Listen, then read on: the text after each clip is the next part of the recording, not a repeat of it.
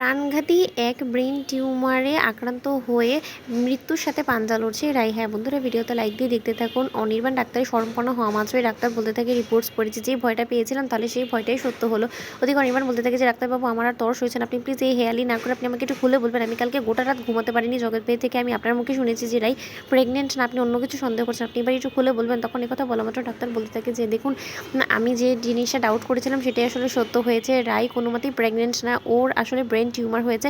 আর এই brain tumour নামক প্রাণঘাতী রোগটা ওর শরীরে একবারে ছেয়ে গিয়েছে। তার জন্য আমাদের যত শীঘ্রই সম্ভব তত শীঘ্রই আমাদেরকে ওর ট্রিটমেন্টটা চালাতে হবে, নয়তো বা আরও বেশি রিস্ক হয়ে যেতে পারে ওর জীবনের। তখন একথা শোনা মাত্র অনির্বাণ কান্নায় ভেঙে পড়ে আর বলতে থাকে যে আপনি সব কী বলছেন, আপনি ঠিক করে পড়ে তারপরে বলছেন তো। তখন কথা বলা মাত্র ডাক্তার বলতে থাকে যে দেখুন, আমি জানি যে এই সময়টা আপনার উপর দিয়ে কতটা ঝড় বয়ে যাবে, কিন্তু তার সত্ত্বেও আপনাকে শক্ত হতে হবে, অন্তত আপনার ওয়াইফের জন্য। কারণ আপনি যদি আপনার ওয়াইফকে সত্যিকার অর্থে ভালোবেসে থাকেন, তাহলে ওর লড়াই আপনাকে ওর সাথে পায়ে পা মিলিয়ে লড়াইটা চালিয়ে যেতে হবে, নয়তো বা উনি কিন্তু সহজে হার মেনে নিলে কিন্তু আমাদের ট্রিটমেন্ট করতে গেলে অনেক বেশি বেগ পেতে হবে। আমি আশা করবো আপনি সেটা চান না।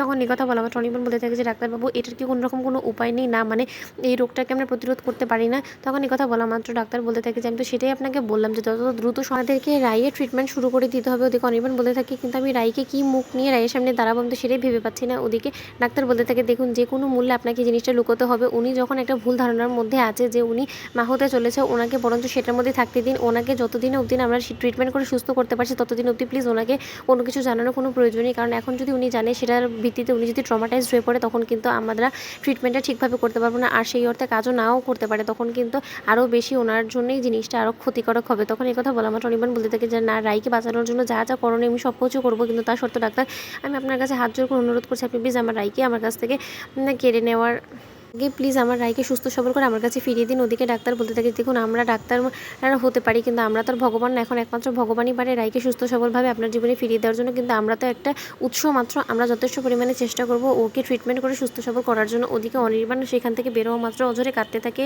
রাস্তা দিয়ে আর হাঁটতে থাকে, আর বলতে থাকে যে আমি এখন কি মুখ নিয়ে রাইকে এই কথাগুলো বলবো, আমি সেটাই বুঝতে পারছি না। কালকে থেকেও ট্রিটমেন্ট শুরু করতে বলেছে, কিন্তু এরই মধ্যে আমি যদি রাইকে কোনোরকম কোনো কিছু হিন্ট না করি, ও তো নানান প্রশ্নের মুখে বিধ্বস্ত করে দেবে আমাকে। তখন আমি কি করে ওর এই প্রশ্নগুলো থেকে রেহাই পাবো?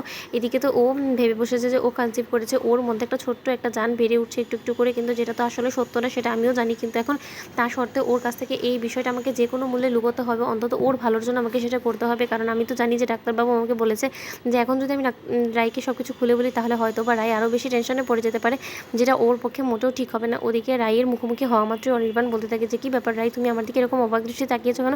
রাই বলতে থাকে আমার কেন জানি মনে হচ্ছে তুমি আমার কাছ থেকে কিছু লুকোচ্ছ। কী লুকোচ্ছ অনির্বাণ? তোমাদের ভিডিও ভালো লাগলে লাইক কমেন্ট সাবস্ক্রাইব করো।